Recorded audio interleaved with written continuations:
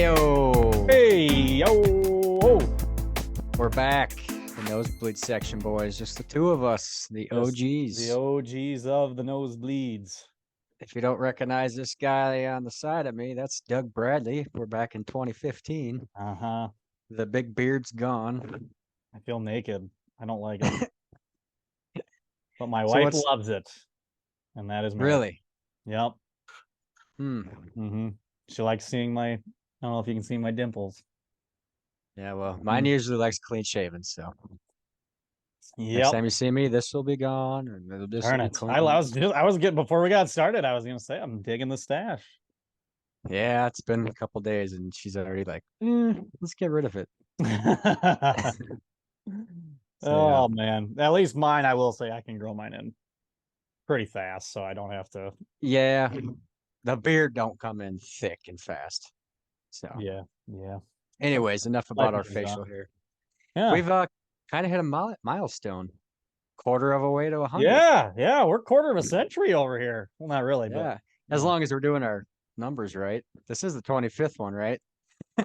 I hope so. You made the agenda. We've already missed one that we're gonna have to magically sprinkle in there somewhere, but Patrick will let us know 5 minutes after we let this out if it's the 25th one or not. He's good. So with that being said, you got 25 quiz for me? I do. And I decided I'm just going to keep using this really bad website. Oh my God. Because it's kind of fun because they really find for example, I'm not going to do this one, but like we're on the number 25 and where is he at on the list? Number 5 is Derrick Rose and he wore 25 for like a minute.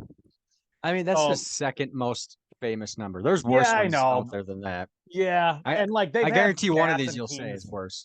Yeah, they've had stats and teams wrongs and stuff, but like I do like how it's set up because it gives you the player and then like all of their career highlights and all the teams they played for. But apparently, it's not all 100% correct. But the setup is nice. So I've been looking at other websites and none of them are this easy for me to just quickly. The reference pages are the best for me, but yeah, but then I got to go through and search and yada yada yada. So all right.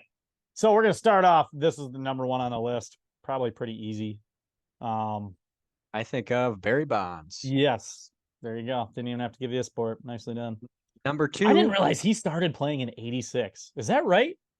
Yeah, and then his head got huge in the '90s. Yeah, it's got a picture of him with his staff. So actually looks just like yours. It's like almost perfect. It was meant to be. Future Barry Bonds. Start juicing, man. All right. Yeah. Number 2, another baseball player. 10-time All-Star, Gold Glove in '81. 2-time Silver Slugger, played for. Well, the picture is him in the. This is what I mean. So it's a picture. Here we go. He's wearing a Red Sox hat and batting warm-ups, but it just says Team Dodgers. So you got to give me this one. I don't know old baseball players very well. Ricky Henderson. Okay, right there. Okay, so is that a bad one? Go on to the next one. I'm going to look up Ricky Henderson's baseball reference. Okay, fair enough. The next one, football player. I know this one is good. Reggie White or Reggie Bush. Nope. That's who I think of for football. Defense. I'm not going to tell you the team. That would give it away. Richard Sherman? No, not Richard. Is it? Yeah. Yep. At least for the Seahawks, which that's where he was. Yeah. So. Which baseball player did you say? Ricky Henderson? Ricky Henderson, yeah. Okay, I have it up here. It's Ricky Henderson mostly wore. Yeah. It's not even. I can't. You're not going to be able to see it. Yeah, just stupid background. So, Oakland A's, 39, 35, 35. Yankees, 24. Back to Oakland, 22, 24. These are jersey numbers? Yep. Then he's with the Padres. So he wore 25 for like a season. Haven't even hit 25. He doesn't wear 25 until his last season in 2003 with the Dodgers. So the guy played from. He played from. Maybe that's what this site is doing. Is only listing the teams they wore the number with. The last one. Right. Like only the teams that they wore that number. Because like here's Jim Thome, and it lists Indians, Jim Thome was White Sox, Orioles, and Dodgers. Did he wear that for all of those teams? Is what I'm saying. I think so. Jim Thome was like the second most known baseball player to me that wore 25. Okay. But yeah, Rickey Henderson wore a different number that was not 25 from 1979 to 2002. That's hilarious. All right, I'll do two more because there's some pretty good names on here. One more football player. Offense. Running back. Yep. Well, yeah, I guess that's pretty easy. 2009. I don't know if he's officially retired, but he's not playing. Okay. Man, I should know this. At least I'm almost positive he's not on a team right now. Led the NFL in rushing yards in 2013. 6-time Pro Bowler, predominantly with the Bills and Eagles for his career. What? Who am I forgetting here? Go ahead, tell me. Nickname is Shady. Oh, what's his name? Last name is McCoy. Yeah, LaShawn McCoy. Yes, there you go. I always liked him too. How did I forget about him? Yeah, Shady was a boss. All right. Now he's doing TV, I think. Okay. Yeah, he might be. A lot of guys do. Last one. Baseball player. His initials. No, I'm not going to give you that yet. Played for the A's and the Cardinals. He's in the Cardinals. McGuire? He didn't work 25. Yep. It was it McGuire? Yep. Maybe played for more teams. I don't know. That's who he's known for. Yeah. Yep. Not my greatest outing here at the 25th. It's a number that I really like on jerseys. Oh, dang. I should have kept scrolling. Jamal Charles, Robert Ory. Oh, yeah. Bob, Big Shot Bob. Yep. There's some really old dudes. Chris Harris, Gus Johnson, Vince Carter. Yeah, Vince Carter was on the list, but it showed the Suns jersey, and I thought he wore 15 for the Nets, right? I remember 25 was with the Mavericks for sure. Yeah, it was because he was on the championship team, I think. No, he's pretty sure he went his whole career without a title. He was. Oh, did he really? Okay. He definitely wore 15 for the Nets. Okay. Yeah, I think he was. Yeah, you're right. He was after the title. It was either he was the one that won it, or somebody was on that team and missed it that got injured and replaced him with Vince Carter, like Karan Butler or somebody. I don't know. You're right. Yeah, that he wasn't there, but so yeah, some good 25s out there. Sammy Sosa too. I didn't say him. Oh yeah, Jason Giambi.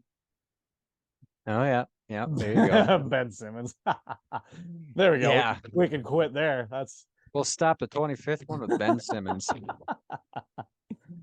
Oh man. Well, speaking of lots of good baseball players that wore 25. Is there a current Brewer who's wearing 25 right now? You would know that quicker than I would. I don't think so. Okay. I really don't. Unless there might be like a pitcher. I could tell you in 2.4 seconds. Roster. I don't see one. 26 is Aaron Ashby. 24 is William Contreras. Yeah. I don't see. Oh, Darren Ruff, who's on the IL, who played for the Brewers for a couple days and then got hurt. Not worth chatting about. Nope. But the MLB standings, little update on that.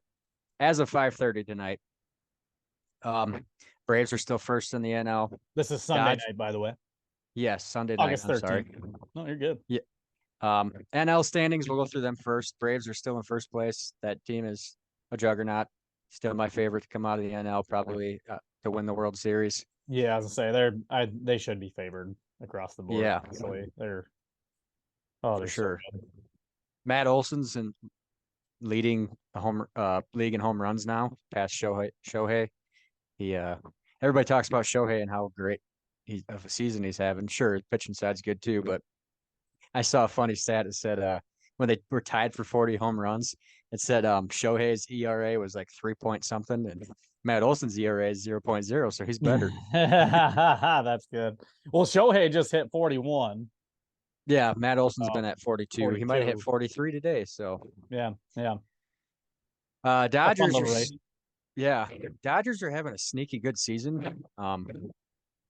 They're a 70-win team. I don't know if it's because they got a lot of injuries. Like Walker Buehler's been out all year. Kershaw's been hurt a lot. They're just kind of filling in spots. And they're a team that just hasn't signed anybody the last few years. They pick up with these old vets like Jason Hayward and all these other guys. Yeah. But they're having a really good year. Their trades are actually looking pretty good. They put Ahmed Rosario at second base. Lance Lynn's been pitching pretty good. So yeah, Dodgers at number 2. And then the last team winning their division is the Milwaukee Brewers with 65 wins. 11 games over 500 again. I think we hit 11 this last time, and then we kind of went on a skid. So hopefully Yeah, we we keep did that up. right before the last 10 games have been great, just good, I guess. I mean, Um, this last 10 but games we before that, should have done way we better honestly than we did. probably should have won 9 out of 10. And honestly, besides that one ass whooping, like we could have easily won 10 games here. Yeah, but we'll get more to Brewers here in a little bit. Yeah. Wild card, Phillies have the top wild card spot with 65 wins, same record as the Brewers. Giants are 62 and 55, and then the Marlins, as of right now, are 62 and 57, with the Cubs being the first team out, half game out. Reds, they have one more loss than the Cubs at 61 and 58. The Diamondbacks, I don't think they've won a game since the All-Star break. They're 58 and 59, and then I threw the Padres in there too. That's kind of the last team fighting for a spot there. So, I guess real quick, I think the top 3 teams are gonna stick: Braves, Dodgers, Brewers. I like the Phillies a lot. I think the Giants are probably gonna make it, and then it's kind of up to that 3rd spot. I mean,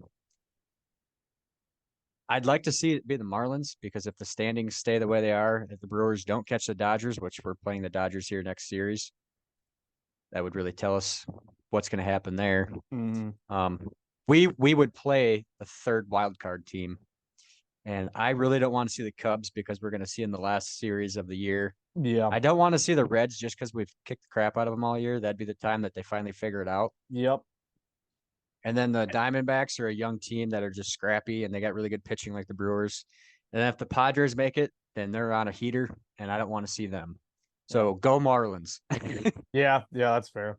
You could the Padres definitely have the talent in house to make a run. That's the scary part. Yeah, if they make it, no, yet, but I mean, there's not a team that wants to see them. I mean, right. they could easily be the Phillies of last year, sneak into the playoffs and go on a heater. Yeah, they're like they could be like the Miami Heat of the MLB this year. You know, same exact thing. Tons of talent, just didn't really do it in the regular season, but had a whole regular season to figure it out. All they were like, just got to get to the postseason, and then we'll do it.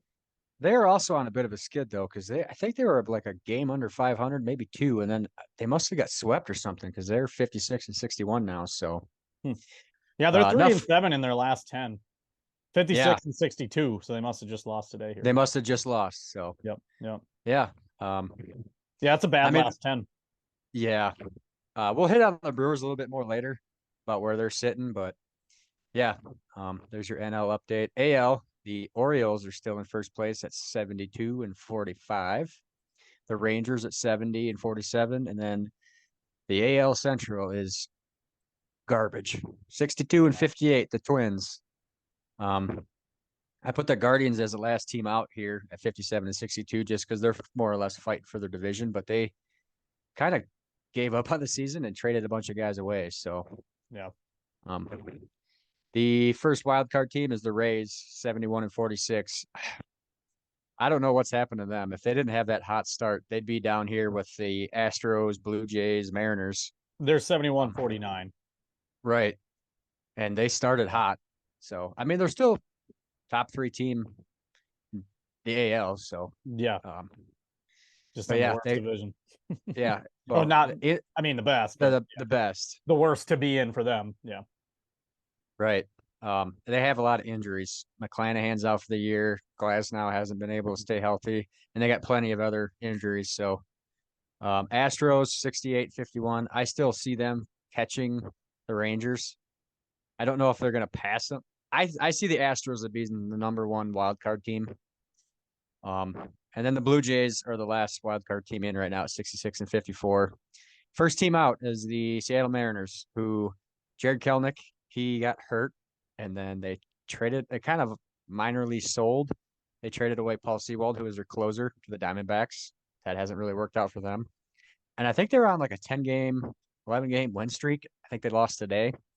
But yeah, they're right there to catch the Blue Jays for that last spot. Red Sox, Yankees. Sox are 62 and 56, and the Yanks are 60 and 58. Yeah, that's pretty wild. Yeah. And then another team, speaking of not winning after the All-Star game, I think the Angels have won maybe 1 or 2 games, but they're 59 and 60. Yeah. So, man, two of the best players in the world. And just can't. Right. It's just crazy. My hot take for the AL wild card race, I do see the Rangers getting the 1 seed overall for the AL. I just think they're eventually going to catch the Orioles. I see the Orioles getting the 2 seed, and I see the Twins just by default getting that 3rd playoffs home team. I see the Rays as the only wild card team that might miss out in the playoffs. I think that if anybody's going to move, I think the Rays fall out, and I think the Mariners jump in. I've liked the Blue Jays all year. I think they got really good pitching. Their offense hasn't really been clicking yet, but I think they got the guys to do it. And obviously, I don't see the Astros falling out, but yeah, Mariners have been playing well as of late too. Yeah, I think they're 10-1. They were 10-0 for the last 10. Last 10 is 8-2. 8-2. Okay, so they must have been on a 7-game win streak. They won a pretty good streak there. They were below 500. So yeah. Anyways, no. You got any takes on the AL? No, I mean it's just basically the AL East is just wild.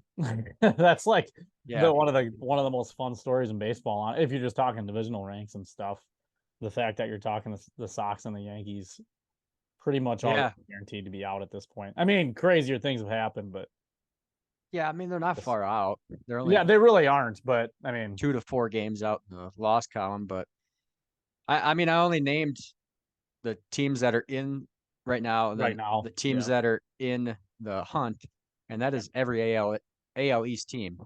Yeah. So. Yeah, I mean, it's not crazy to think one of them would make the postseason, but. Yeah, but I guess we could get a little bit more into the Brewers if you'd like. For sure. Like I said, before they move out of Wisconsin.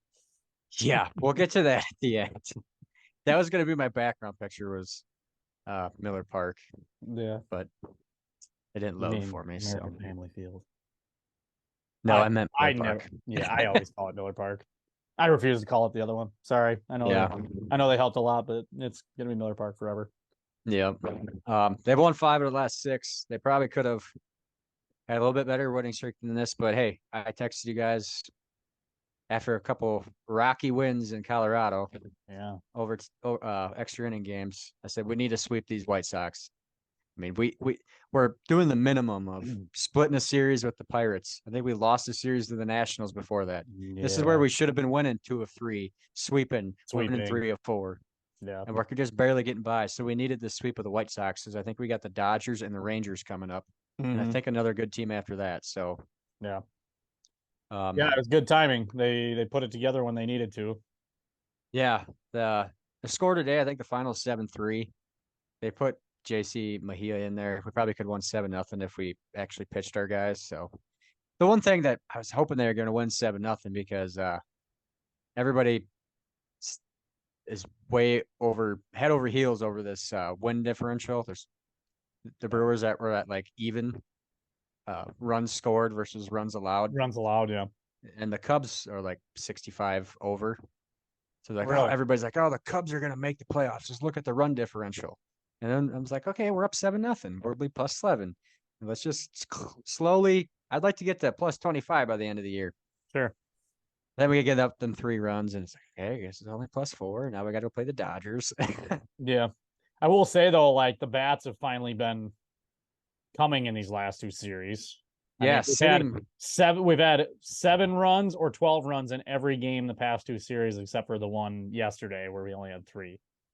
So Yeah. I mean, we are finally getting some runs scored and consistent Mark bats. Canna had a really bad start to his Brewers tenure, but he's had a couple big hits to win the game, or yeah, he's a got some couple good. ribbies now. Yeah.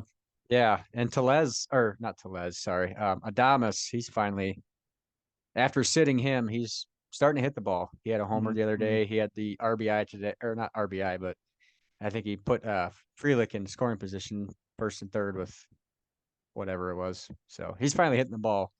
And Telez, spoke a little early there on him, but he should be coming back here. I We're just think not. against the Dodgers. And the biggest thing is too, we're scoring runs beyond like not leaving guys stranded, because that's been something that's been the most frustrating for the Brewers. When they finally like are actually hitting the ball, they're still leaving guys stranded.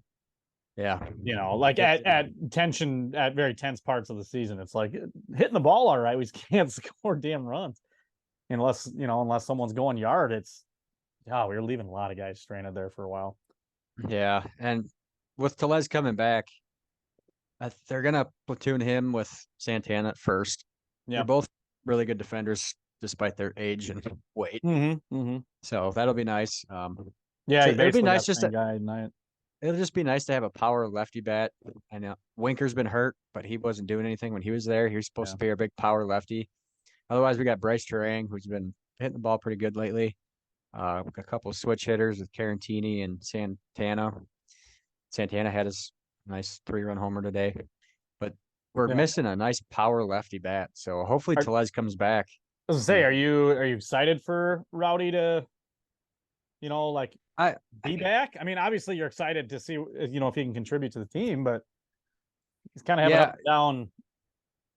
I'd almost throw him in there on the field. I don't want to DH him because then that's all he's going to be thinking about. Yeah. I'd rather have him go out there, play his regular routine. Yeah, he's a good defender, which will build some confidence for when he gets up to the plate, Yeah, and he's kind of like Willie Adames. He makes the guys laugh on the field. He's a fun guy to play with. So yeah, I'm excited just to see if he can bounce back.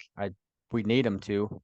He don't need to be 100% of the Rowdy Telez he was when we traded for him, but 75% of that, like, come up with a big homer every now and then. Get a nice clutch base hit to score 2 runs. Yeah. Just anything else to spark this, because we're going to need it now. We're playing some good teams here coming up. So, yep. But we do have the biggest lead in the Central. This is really the biggest lead we've had the entire season is 3.5 games. Of any team in the Central has had. Huh. The Reds were in first for a little bit. Pirates were in first for a little bit. Yeah, it's been a tight race all year, whether it's Brewers, Pirates, whether it's Brewers, Reds. I knew it was tight, Cubs, but Reds, man, Brewers. I figured we would have had a bigger lead than that at some point, but yeah, I heard it today when I was mowing the lawn. I'm like, really? Biggest 3.5 games is the biggest lead in the Central all year. Yeah, that's wild.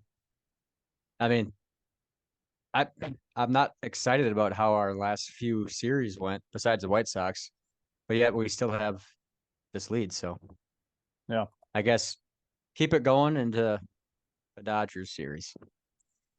If you want to talk about the stadium, just briefly. So there's rumors now that the Crew could be interested in relocating. Basically because how much did it say? So they want to like reach like a renovation agreement basically with the state.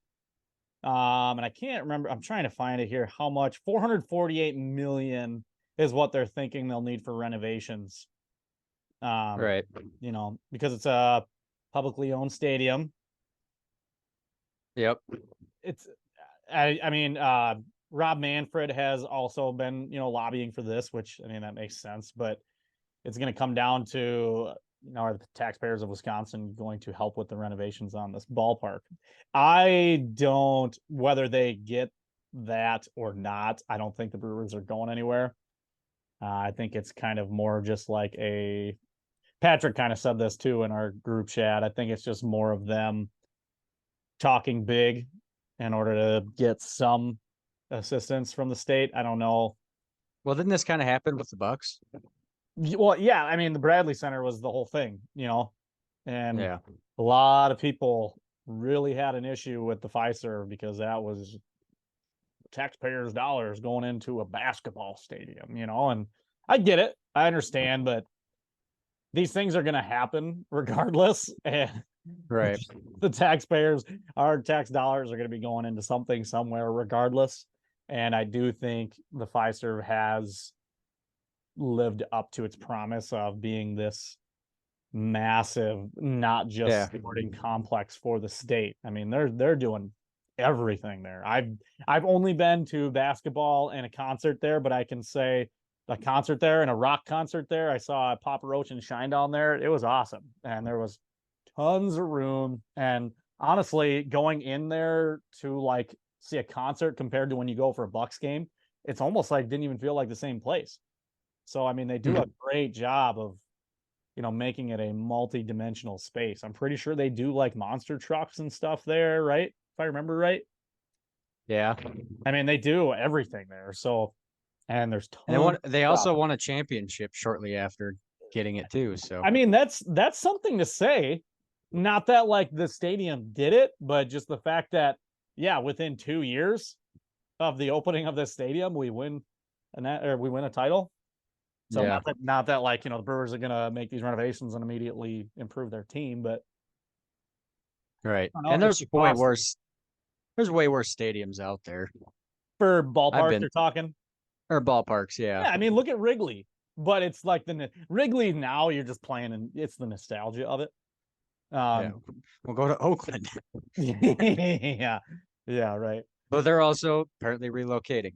And if you say, hey, the Brewers are a very historic franchise, Oakland A's got way more history than Milwaukee Brewers. Yeah, so. I mean, we were the Braves at one point. I mean, I don't know if you consider. I'm trying not to be a homer, but I don't know if you consider the Brewers like one of the top half of the iconic franchises in baseball. Do you? I would. Do you? Well, you almost link the Brewers and the Braves together. I would say Milwaukee. Yeah. Milwaukee in general. I guess I was just thinking the trademark of the Brewers.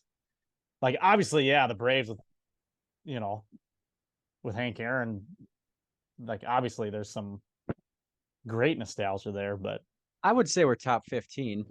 Yeah. I mean, that's kind of what I was saying, though. Like, we're probably right in that area. So, but again, it could be the freaking Yankees, like it don't matter in terms of our market. We're the small market. So these are conversations that are just going to be had regardless. So I don't think anything's going to happen. I really don't. People are not going to want to like, go somewhere else then. People love the Wisconsin people love the Brewers. You don't even have to be that big of a baseball fan to enjoy going to Miller Park with your family. And there's just nothing like sitting in a big league stadium, There's nothing like it. We have some cool stuff at our stadium too, with the Bernie slide and the dugout or the retractable roof. Which I think that's the big. And I'm wondering if that's a big chunk of the renovation right there. I think it is. I think it is. Yeah. But like tailgating is a big thing. Who knows? Maybe they say, fine, keep it closed, keep it open. Yeah. I would still rather they do that. And obviously you would rather they just do that than sell the team. But tailgating there is amazing. I mean, Brewers aren't just if it's me, just make it a damn dome and call it good. I don't like rain delays. Yeah, exactly. Yeah, that would definitely be the preference. But all the concerts and stuff that go on there and everything else, it's not. Yeah, it's not going anywhere. I was just there for a concert too. It's another great space for lots of stuff. So it's not going anywhere. See Morgan shaved his head. I did hear that. I didn't see it. I saw a picture with like a headline, but he was wearing a baseball cap, so I didn't see it. But that Brewers also have one. Right. Yeah. Brewers also have one of the best logos in baseball. So I've always thought so too. Can't get rid of the Brewers. Yeah. All right. Real quick, NBA news. Oh, I got to point the right way. You know who this guy is? Bano Udrich is the new head coach of the Wisconsin Herd. Props to Bano. He probably just crossed up Rondo on this one, made him look stupid. Oh yeah. Defender Rondo. Can you name the guy behind Rondo? Oh, I didn't think that's even Courtney. notice. Is it Courtney Lee? I was gonna say I think that's Courtney Lee. Yeah, the You can headband tell tells by me the it's Courtney tattoo. Lee. Oh, you're The looking at the tattoo told tattoo? me. Huh. Yeah, the headband got me, but Courtney Lee. Stupid Can you knowledge. tell whose hands these are? Kendrick Perkins. Kendrick Perkins. Yeah. No, he's too skinny for that. Yeah, right. It's probably their backup. Oh man. Well, I don't know. Do we have a product of the week this week?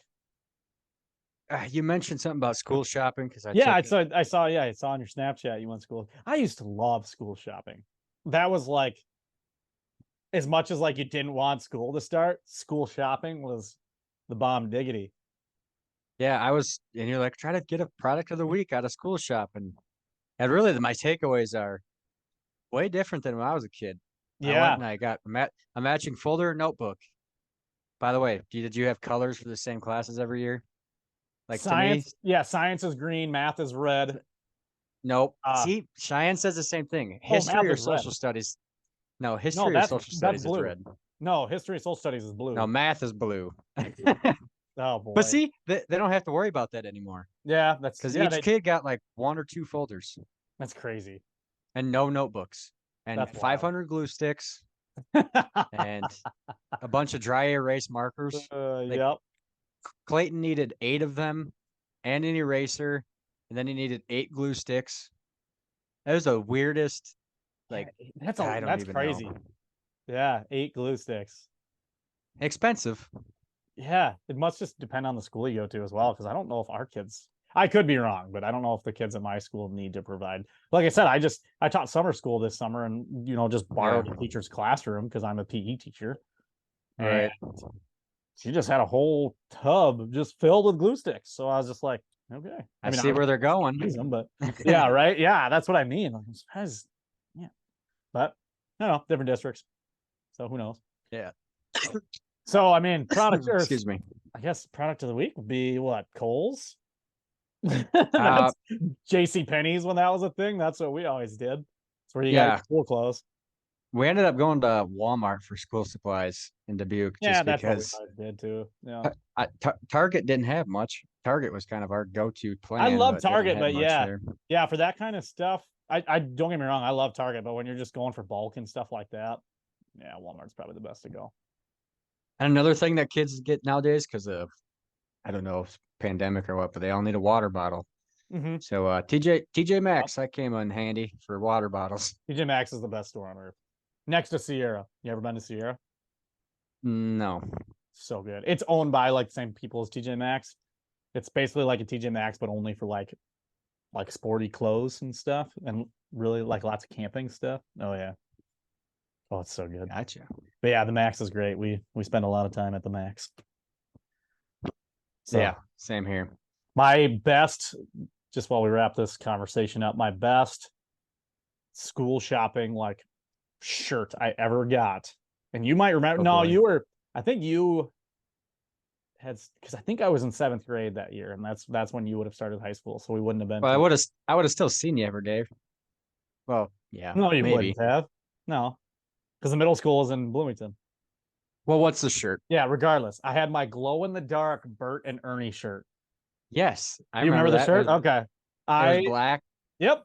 With the neon. Yep. I thought that was the coolest shirt. I did get a lot of compliments on it, but yep, glow in the dark like neon Bert and Ernie shirt. Got it at probably Kohl's or Penny's or something. But oh yeah. Yep. Man, did I think I was cool in that shirt. Well, with online shopping now, yeah, Cheyenne and Britt just pretty much order all the kids' clothes. And then kids also needed headphones. Oh year. Yeah. Which at Five Below we found corded ones that could also be Bluetooth for like $7. But that was nice. Store. Yeah. There you go. Lots of good products right there. There's your products of the week. Pick your one, man. Yeah. Well, you want to talk some football here? Got lots to talk about. Yes. Yeah. Right. We just really quick. Yeah, while we wrap up this half here, just super quick. Hard Knocks episode 1 came out. It was good. I'm excited for the next one. Had you seen it yet, Bryce? I am not a big Hard Knocks guy. I'm not gonna lie. Wow. All right. Well, I I'll just give hope you the only thing I have to say about that is I hope my teams never get the hard knocks thing the because it affects the teams. I swear. I'll give you the Cliff Notes version. The Jets, before Hard Knocks started, were just like, oh, this is going to be a major distraction. And they are freaking loving it. And Aaron Rodgers is freaking loving it, man. Is he? Oh, God. Yeah. He is absolutely loving it. Talking to the cameras left and right. And just Oh like boy. you can tell he has just been jazzed for this stuff, man. Like yeah, you can tell. I'm excited to see episode 2 here on Tuesday because apparently last week's practice, like what they did, the joint practices and stuff. I can't remember the team they were playing, but apparently the other team put a lot of pressure on him in the offensive line, and he wasn't looking great, and the offense wasn't looking great in these dual practices. So, and Yeah, Rodgers so, looks like he's got Joe Burrow's offensive line from 2 years ago. right. Well, and It's rough. the inside is great, but the trenches are great, but it's the tackles on the outside just not. They're not putting it together yet. But it's funny because it's first episode, it's start of camp and stuff, not wearing pads, and it's just like they just show like Salah and other guys. Like anytime Rodgers makes a throw, like, ooh, that's a throw, oh man. I'm like, relax. It's target practice. Like, relax here. Yes, he's phenomenal, and I think he's gonna be better than he was last year. But and it's the new girl and everything like that. I get it, but it's just funny. I'm like, yeah, just wait till you guys start sucking, and these young guys aren't running the right routes or reading Rodgers's mind like he wants them to. So yeah, who do they got week 1? Can't remember. Wasn't it like Dallas? To be honest. I thought it was maybe Dallas. But yeah, let's see week 1 when you got to play. The Bills. They played Bills. And then Dallas? Maybe. But that's I think so. Either way. Yeah. Have fun. Yep. So there you go. Hard Knocks, episode 2 on Tuesday. So beyond living in the fantasy lands of Hard Knocks, we had a fantasy football draft right after our last podcast. Yep. There's some exciting stuff. Yeah, it got crazy within 5 picks. Yeah. So I have the results pulled up. Did you figure out how to do that on the app? You can go for it. Go for it. Yeah. So just some highlights. Jordan ended up trading up for the number 1 pick, and he took Jamar Chase. Justin Jefferson went 2, Bijan Robinson went 3, and then the chaos began. Patrick Mahomes, and then Joe Burrow, and then McCaffrey. I took CD Lamb, AJ Brown, another quarterback, Josh Allen, Garrett Wilson, Jalen Hurts, and Amon St. Brown was round 1. Yeah. So I have to say, just my biggest takeaway from the round 1 is Brock got the steal of the first round because I thought Jalen Hurts was the best fantasy quarterback, and he got him. He was the 4th quarterback to go, and he got him at the end of the first round. Yeah, I thought that was a great pick. I don't know. I mean, it depends. I guess it depends on philosophy. So for anyone who doesn't know, we did a dynasty draft. So dynasty draft is, I mean, the plan right now, we're hoping to get through 5 years, but the plan is just your team forever until the league just folds. You don't, every year when it's draft time again, you are only drafting the incoming rookies. Yeah. Yep. And any free agents that might be out there can be on the draft as well. So really you kind of want to draft young players. Yeah. You want to draft young, but like also I kind of like tried to find the fine balance between like drafting young, but also getting some good veterans that could help me win now. I think I went a little more young than I wanted to, but sometimes the board just falls the way it does. But quarterbacks in Dynasty tend to get drafted higher than like in a redraft league, because if you get a Mahomes, oops, sorry, I just muted myself there. If you get a Mahomes, Burrow, Allen, Jalen Hurts type quarterback, then ideally you're set up for like at least 5 years, minimum 5 years, honestly. Yeah. Right. So, I mean, I see that in theory, but I waited until the first pick of the 3rd round. Yeah, I actually traded back That was the 7th quarterback taken. Right. So I took Trevor Lawrence, which I think the first pick in the 3rd round is a reach for Trevor Lawrence. But I wanted the last guy like I would have taken would have been Justin Fields. But I for some reason I don't like drafting the guys who are like mainly runners just because you never once they lose their legs or an ACL injury or something. Right. Justin Fields is a fantasy stud, but I think he's going to mainly rely on his legs as a passer, which sounds weird, as a quarterback. Yeah. So I reached for Trevor Lawrence, but I was like, he's kind of that last guy in that tier of guys that you could still. I'm not going to have to play the QB guessing game for the next 5 years. Like Trevor Lawrence will be the quarterback of the Jaguars. But I thought like Mahomes, Burrow, Allen, and Hurts all going in the 1st round. That was a very big surprise. Lamar and Herbert went round 2. Then you took Trevor Lawrence in round 3. And then there wasn't a quarterback until Justin Fields in the middle of round 4. Yep. And then I was hoping to get Herbert in the 3rd. So that tells you how it went. And then I ended up taking Daniel Jones in the round? 6th round, middle of the round. Which again is a reach, but the board just fell that way. So it's like, am I going to get? Yeah, because next it was rookies basically, Richardson and Love that went. Yeah, right. And then Bryce Young. Love got drafted way too high. But yeah. Yeah. So yeah, it was pretty wild. So we're not gonna go through this entire draft or our entire teams, but no. I started off. I originally was given the 5th pick, and I was like, man, I figured I wasn't gonna get Chase, Jefferson, Bijan Robinson, or McCaffrey, and I was like, if I'm not gonna get any of those guys, and I'm gonna choose between CeeDee Lamb, AJ Brown, Garrett Wilson, Amon-Ra, Jalen Waddle, all those guys, I was like, I'll just move back to as late in the 1st round as I can, and I did, and so I ended up having the 10th pick and the 15th picks. So I drafted Garrett Wilson and then turned right around and got Jalen Waddle. So I have those two to like build my wide receiver. We are starting 3 wide receivers in this league too. So right. I think this was a good stack to build around. I had the 5th pick offered to me at one point, but actually twice. My thinking was I have the 7th pick. I don't love anybody in that position, but I was like, okay, we'll see how it plays out. If a quarterback goes, I'll reach for Mahomes or a Burrow or somebody at 7. But then Mahomes and Burrow went, and I'm like, do I just take Jalen Hurts? But I was like, in my head, I was like, if I take CeeDee Lamb or AJ Brown, I might just get my Daniel Jones later or whatever. So that's what I ended up doing. I took CeeDee Lamb. I ended up taking Daniel Jones later.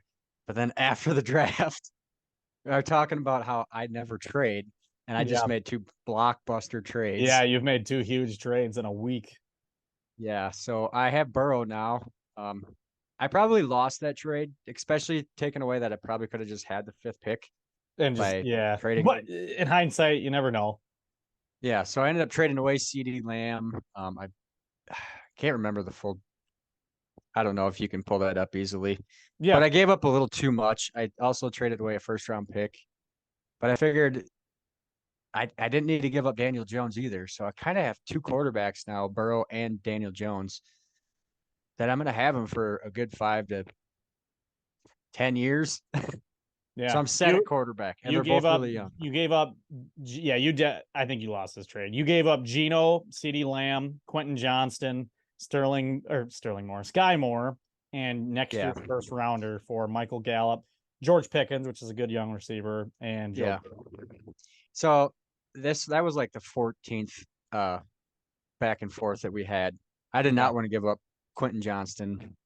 I ended up taking Jordan Addison too. He wanted him as well, and he wanted another 1st. And he goes, "Hey, Jordan, who has Jamar Chase, he's going to trade for him. He's going to give me Lamar and a 1st rounder." I said, "Go for it. I'm done." And he goes, and then he accepted the trade that I offered. I'm like, okay, yeah, I got Burrow now.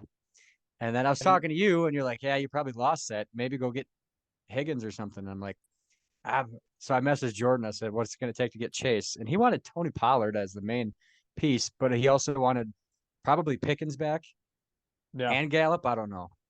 So I was like, let me just try to go get Higgins. So I think I made up my overpay for Burrow with my next trade. Yeah, so you gave up Tony Pollard and Michael Gallup, but received Juju, T. Higgins, Travis Etienne, and a third. Yeah. I think I won So that trade by a lot. I Sorry, think I Mitch. think you I think you evened out after the 2 trades. If you put them all together as one big trade, I think I definitely came out okay. Yeah, I think you came out good, not great, but that's better than bad. But I also have Yeah, 2 running backs that could just go crazy this year because I got Jameer Gibbs as well. yeah, you have 2 good young running backs as well. I mean, Tank Bigsby might challenge ETN, but ETN still. I have them both on my roster, so Oh, that's right, you do have Tank. Well, that's yeah, and yeah. that's yeah. No, I think you're looking all right. This is the I first time coming into a season and I'm like, I might be okay. Every other year I'm done with the draft and I'm like, God, this is gonna be a long year. it's funny too. I completely went away from my like this is how you do fantasy because I took an early quarterback and an early tight end, which is like Yeah. 100% what I usually vote against. And I'm probably going to do it today when we talk about tight ends. But Kyle Pitts was sitting there in the 5th round, and I was Yeah. like that positional value. He's young, regardless of who his quarterback is or his team is on. He is a freaking stud. And Yep. it's just a massive human being that basically plays wide receiver. And just the fact Right. that I can have that locked up and I'm not going to have to, because rookie tight ends and most times 2nd-year tight ends never do anything for you in fantasy. So I don't have to keep playing this game of tight ends or trading Right. for some unless he gets injured. But like I was happy with like, you know what? There was so many receivers that I was like really cool with in like round 7 through like 11. And I ended up getting Yep. 2 8th-round picks and 2 11th-round picks. And I think I used them very well. So I took Trevor Lawrence in the 3rd. I didn't have a 4th because of an earlier pick. And then or an earlier trade, and then Kyle Pitts in the 5th. And then I basically just went all running backs and receivers for like the next 12 rounds. But I'm happy with my team. My I had a basic, very young team.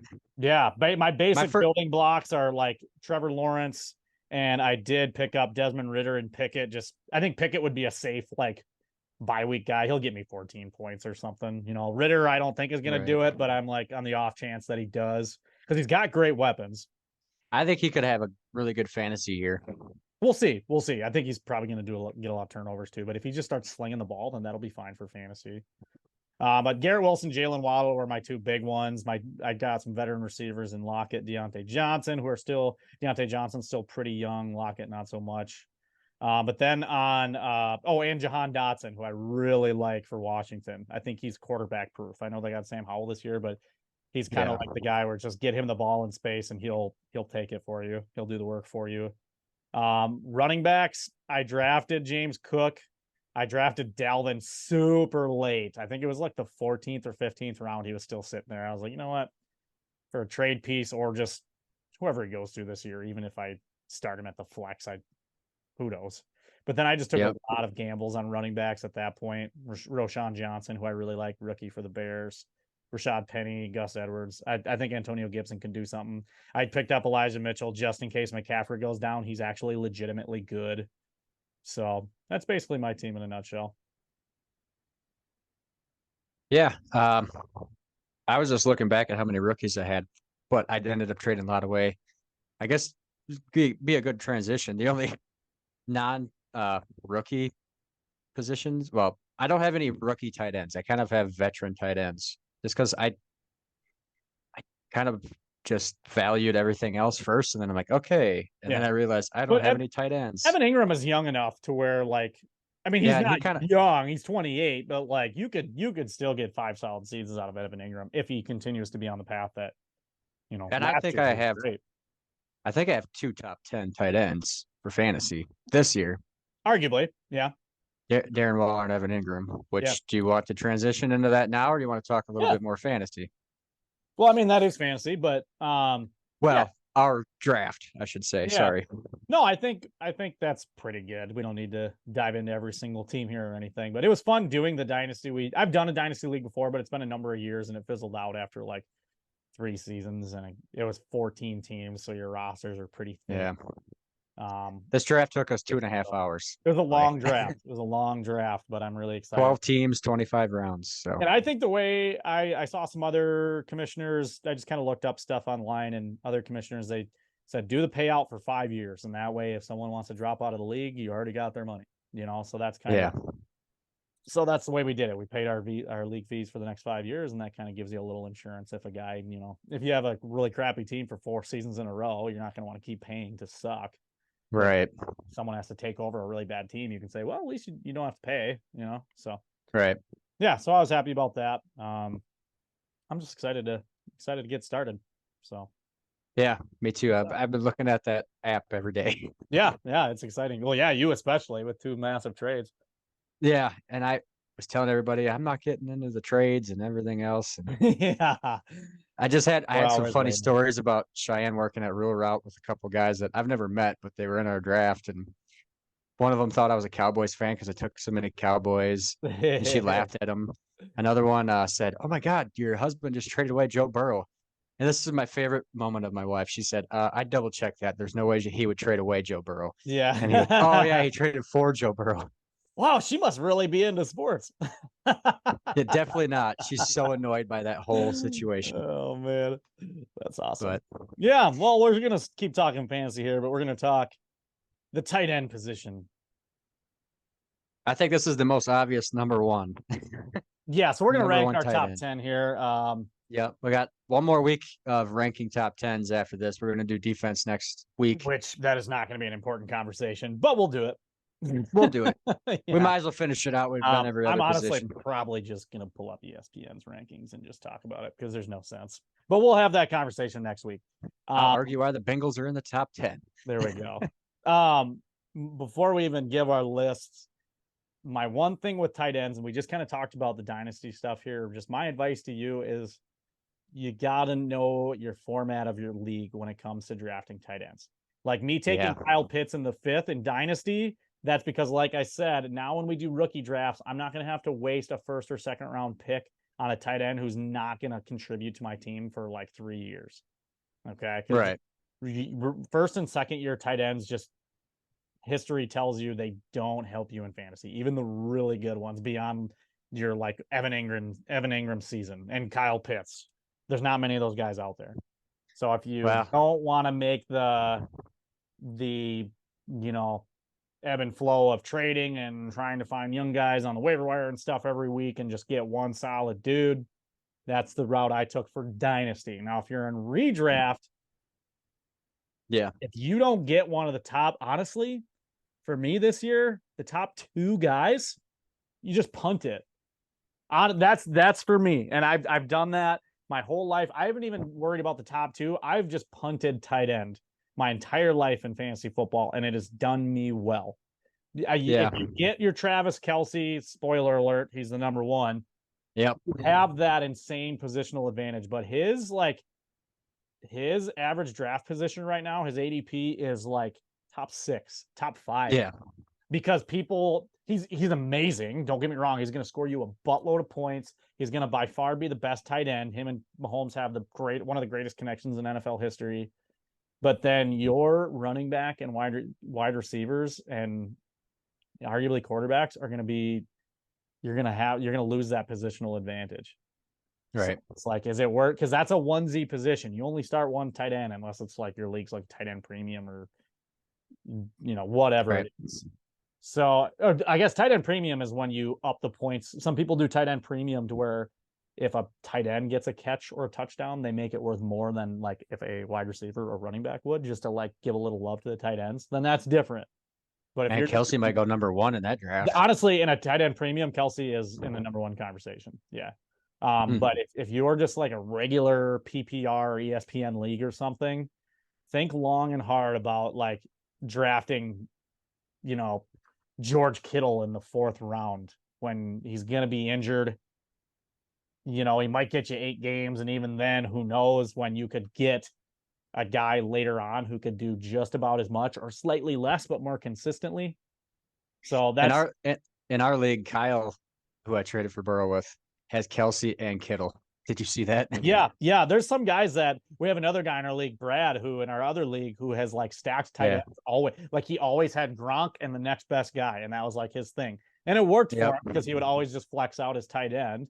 But the running back or either the running back or receiver would always be a glaring like weakness. So you just kind of gotta play that game. Yeah. So with that being said, Travis Kelce is the number one tight end in all of fantasy football. We don't really need to talk about it. I mean, he's their best receiver. He's incredible. He's absolutely incredible. So if he wasn't there, I don't know what the Chiefs are. I mean, I think Mahomes is a really good quarterback, but I think he is the heart and soul of that offense. He truly is. Beyond Mahomes, 100%. Yep. So if you can get Mahomes, like if Kelce falls to the back of the first round in like a 12-team or more league, I can see you justifying that pick. Second round, get him. I would take him in the second round. Oh, for sure. It's just a preference. Like he's going top 5 in a lot of redraft leagues, like normal 12-team redraft leagues, and that's not me. But if that's you, cool. But that's just not the way I like to do it. Number 2 should be obvious. Sadly, it's Mark Andrews. It's Mark Andrews. Yeah. Maybe not as much this year, just because there's finally some other receivers in Baltimore. More receivers. I think that was a big reason. He does have a little competition at tight end. I mean, Isaiah Likely. And that too. Isaiah Likely is good. Like he would be a good starter on more than half of NFL teams right now. So let's just say this: where Mark Andrews would go in the draft compared to Kelce, and then the rest of them, I wouldn't take Mark Andrews. I'm kind of the same way. Yeah, like just with the uncertainty of all the extra weapons that Lamar has now, I would rather take Kelce in the back of the first than Andrews in the back of the second, where he's kind of going right now. Or first 2 picks in the third, I'd still not take him. Yeah, I think he's kind of just on my, as much as I love him and I think he's amazing, he's kind of on my do not draft. If he's in the third, I'll take him. But but also you never know; it could go the other way. It's these Baltimore receivers, you're either always old hurt or injury, or injury prone. Or both. So yep. Mark Andrews is too, though. He was banged up a few games. Yeah, but he's pretty damn reliable. But yeah, either way, I mean, in a regular redraft, it's Kelce Andrews 1-2 for sure in that order. Yeah. This is where I think the fun starts with tight ends. So my number 3, I have the guy I just took in Dynasty. I took Kyle Pitts, and it's just because, again, he's so good. Like no one can deny that. He's just on a bad team with a bad quarterback. But I think getting more weapons on the offense, like they have Bijan now, year 2 of Drake London, like I think that's actually going to help Desmond Ridder. Oh, it's obviously going to help Desmond Ridder. I think it's going to help Kyle Pitts, just less of the attention being taken off of him. Yeah. Like I just think he's gonna the year he had, he wasn't scoring touchdowns like at all. You give him like 4 touchdowns that year, and he's the tight end too. Like he was that good. So I think as long as he has some like ups in the touchdown market, his targets are still going to be there. I think he's going to have a phenomenal season and career. So I also have him third. It was really close. Wow, cool. I put him there just because, for a few reasons. His youth, I think his team's going to be better than it's been. His first few years in the season. And somebody I was debating with putting in here doesn't have Justin Jefferson on that team. So. Oh, so is your 4 Hawkinson? Yes. Me too. Wow, this is fun. this is unusual. I almost had it flip-flopped. Yeah. I thought about it. Flop. I thought about it. Yeah. I thought Jefferson gets so many targets, and I'd like the rest of the Minnesota's receiving core, and I just think they go to the receivers way more there. I think you never know with Atlanta. It's going to be a whole new team basically there this year. So yeah, I mean they still have Arthur Smith, who's going to want to run the crap out of the ball, but again, that too. Yeah, it's the NFL. Even though the run heavy teams are passing the ball like crazy. So and but them always be playing from behind. So as much as like we want to have this like slow the game down game script, if you're losing a lot, you're gonna have to pass the ball, and you're gonna pass it to the freaking tree that's out there being covered by 6-foot corners. Yeah, I could see Atlanta being down 2 touchdowns late in the fourth. Yeah, and they're just trying to do like start slinging, man. They're gonna do deep threat prevention and just a quick pass to Kittle or not Kittle, Pitts for like a 20-yard gain. And yeah, you know what I mean? yeah. So, Hawkinson, I think, is going to be more like consistently reliable. Get you yes. 8-10 points a week, 4 catches for. That's the thing. It'll be like he'll get you like 4 catches for 45 yards and a touchdown every other week. That maybe every 3 weeks or something. That's the kind of from like 8 to 15 points. Depending on the touchdown. Yeah. So Hawkinson's great. I think he's a safer bet, but I still had Pitts at 3. Yeah. So, yeah, Hawkinson is just a fine target. But again, like you're talking where they're being drafted, I'm not crazy about taking Hawkinson in the 5th or 6th round. It's just, I think you can get guys that are still just as good fantasy wise, going to put those same numbers up fantasy wise much later. Who do you got at 5? Yeah. Come on. I want to know who you Goddard. You got Goddard? Yeah, I got him at 5. I don't, but my next 3 were tough. I originally put Goddard at 5, but I just took the injury conversation out. I'm like, I'm just going to go with talent. It's 1 year. I'm just going to assume guys stay healthy, which is really stupid, but you can't assume they're going to get injured, but I can assume what they would do if they're going to play. So that's kind of the route. So I just put those guys at the top of my next few picks. Yeah. Because I think there's a couple guys in that conversation. So I just lined them up next. That's okay. But Goddard, I put Goddard here. I just think Philly's offensive line's amazing. I think their offense is amazing. Yep. Yeah. You draft that's the thing too, is like a lot of people say, well, there's so many mouths to feed, but it's like historically you just take guys on good offenses because they score the ball a lot, and they will. So, and it's not like AJ Brown is Justin Jefferson. It's not like he's going to get targeted that many times compared to the rest.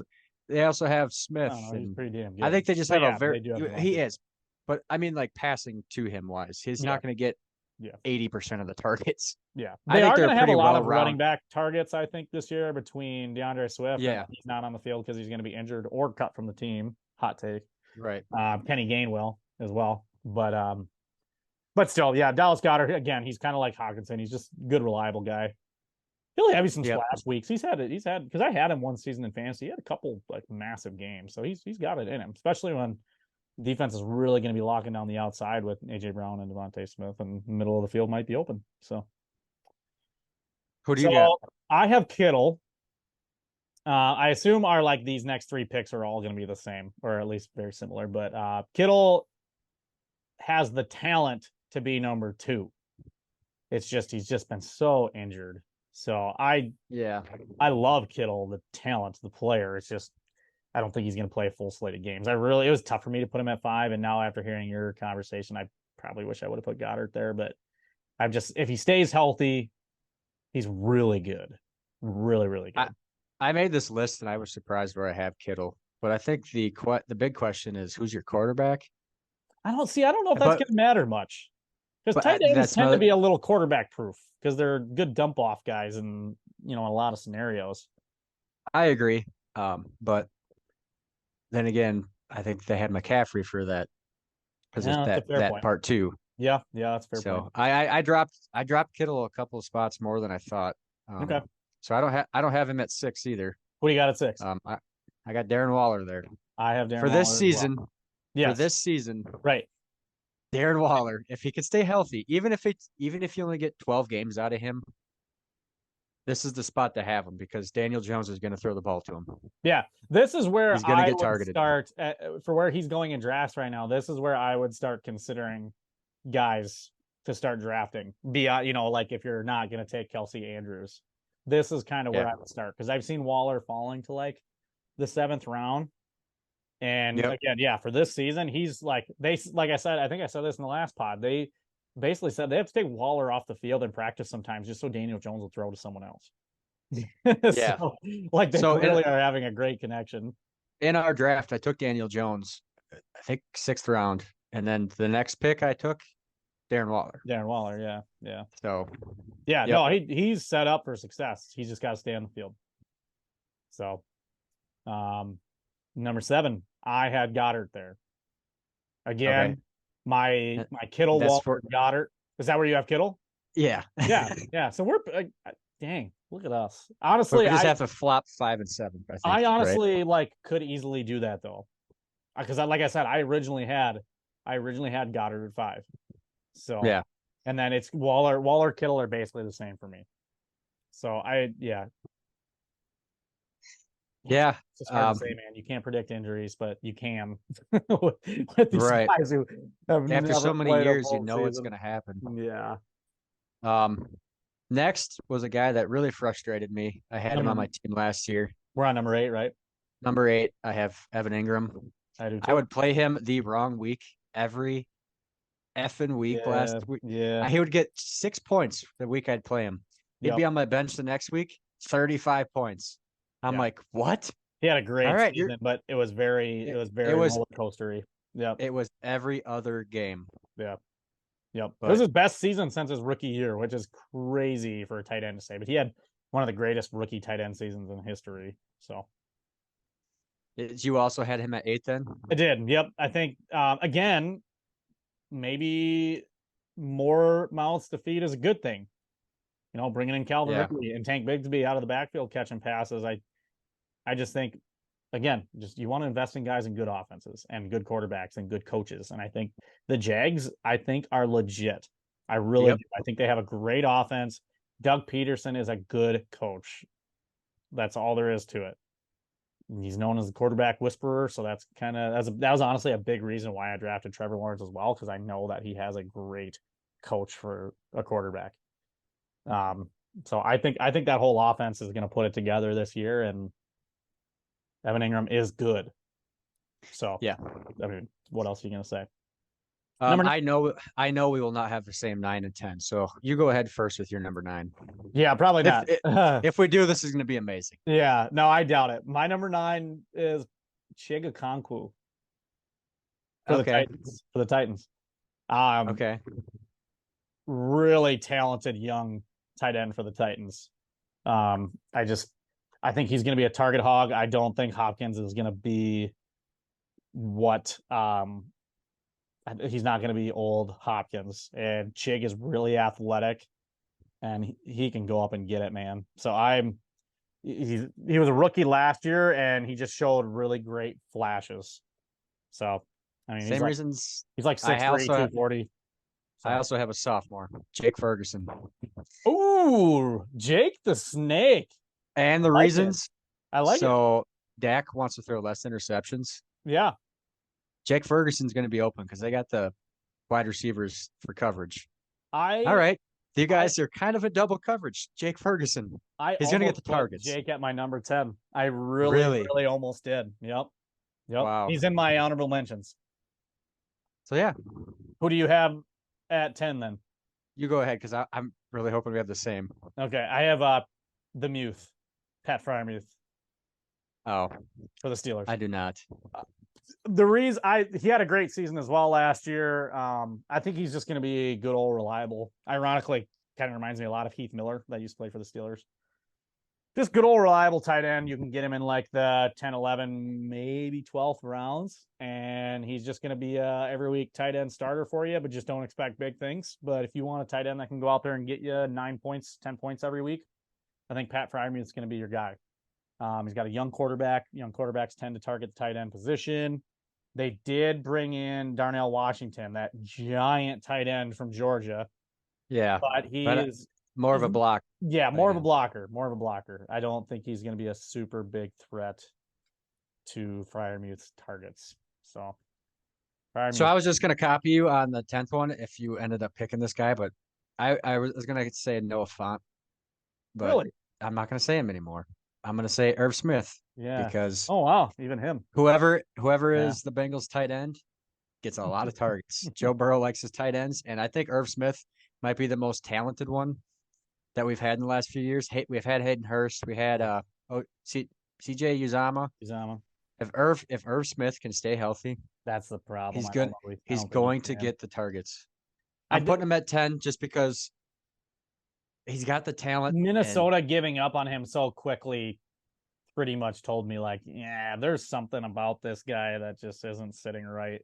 Well, they also got But Hawkinson, so yeah. I think if he's not top 10, he will at least be top 15, even with injuries.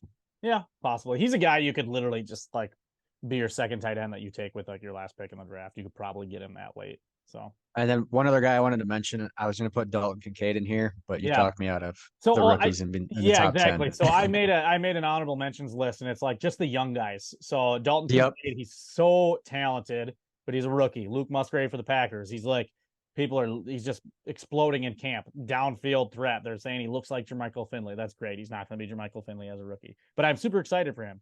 Cole Kmet for the Bears. I thought I really wanted to rank him, but then I was like, they brought in Bob Tunyon and Mercedes Lewis, so they brought in 2 Packers tight ends. Not that Mercedes Lewis is going to challenge for targets, but Big Bob will. Sam Laporta, the rookie for the Lions. That dude, oh my gosh. Just go watch his highlights at Iowa. But Iowa just breeds tight ends. So, I mean, half the guys on this list went to Iowa. Noah Fant, TJ Hawkinson, George Kittle. Like, they just breed tight ends over there, man. Jake Michael Ferguson. Mayer. No, he went to Notre Dame. But yeah, no, Michael Mayer on the list. Yeah. On the list. Yeah. Another guy on the list. I put Jake Ferguson on there. He's going to be the starter for the Cowboys. They have that Luke Schoonmaker guy as well. But again, I don't think he's going to be the receiving threat that Jake is going to be. And then I really Ferguson's a second-year guy, right? Yes.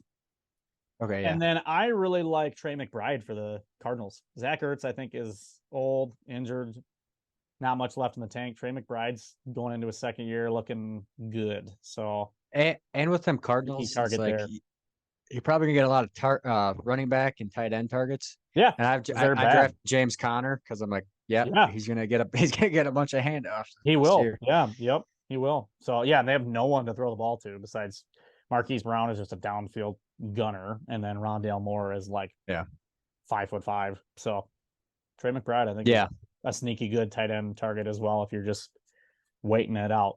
So go get Chigakonkwo and Trey McBride and hope one of them hits this year. That's kind of my advice. So we only got a couple minutes left. I really quickly want to touch on this Bengals Packers preseason game. I had some friends while we were having kind of a game night while we were just had it on the TV, so I wasn't like vigorously watching it. But from the Packers side, there's plenty of stuff to look forward to. I'm not going to overstate big plays in preseason games. I'm not going to do it. But Jordan Love looked pretty good. Had a really nice touchdown throw to Romeo Doubs. Missed a couple throws, but nothing. I don't think anything crazy. Dontavian Wicks, the late round receiver we picked up, looking pretty good. So I mean, other than our kicker missing a chip shot, Anders Carlson, things looked really good. We did whoop on the Bengals, but again, it's preseason, so I could care less. Did you? And the Bengals didn't play any of their guys. So. No. The Ravens. I mean, Burrow obviously sitting out with the. What's that? The Ravens have now won their 24th straight preseason game. That's done a lot for them, let me tell you. Wild, I know. It's just wild. Not that, and they're not actively trying to win these like in terms of like playing starters and stuff. They don't do it. It's just crazy, just a crazy. Right. Yep. So yeah, the Packers looked pretty good, but it's just the first preseason game, so don't get too much into anything. We got a lot of young guys, and there's a lot of guys that are going to be working their asses off to make this team, and it's just going to be fun to watch the last 2 games and see who makes the cut. Yeah, on the Bengals side, they didn't play. I don't think they played one starter, so Packer fans don't get too hyped. You didn't see any of their big receivers. You didn't see. Honestly, I don't think they hardly played any of their defense either. Yeah, the one thing I will say from another Packers thing too is, so our first round pick, Lucas Van Ness, I was kind of on the fence with the draft pick, and I'm not gonna worry about it now because again it's preseason, but he kind of looked exactly how I thought he would look, pretty one dimensional. If he can't overpower and over muscle a dude, he doesn't really have much in his arsenal. Again, I hope I'm wrong because apparently he's looked great in camp, but again, who knows? So the only thing on the Bengals side, I'm really wondering who our backup running back is going to be, Chase Brown or Chris Evans. I think it's going to be Chase Brown. I just cut Chris Evans, so I hope so too. Yeah. From what I'm hearing, it sounds like Chase Brown, but yeah, another rookie. Yeah. I mean, we just kind of had that conversation. Yeah, Just I really wish we utilize could have gone. rookie running backs. I wish we could have gone to this game. I want to go to a Bengals Packers game at some point. Yeah, But yeah. Especially now. Well, Smokey yeah, Joe versus J Lo, baby. The J Lo versus yeah. Joe show. Oh man. Well, we got about 1 minute. Anything else you want to wrap up with, or we hit the Well, hay? if we don't see Packers play the Bengals the next couple of years, that we're not going to see that matchup because J Yeah, Love.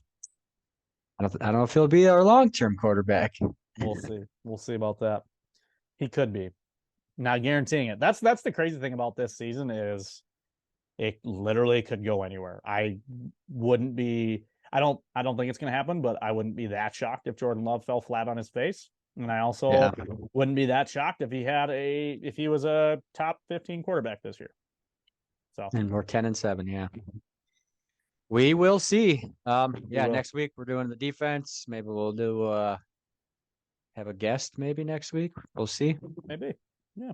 Hopefully the Brewers are winning some games. But Yes. that's all for this one. Until then, that is all. Peace. Thanks, everyone. Check us out on socials. If you want an air freshener, tell us. We'll get you one. They smell good. My car smells great. Yep. All right. We did the piece. Peace. Peace. Bucks and 6.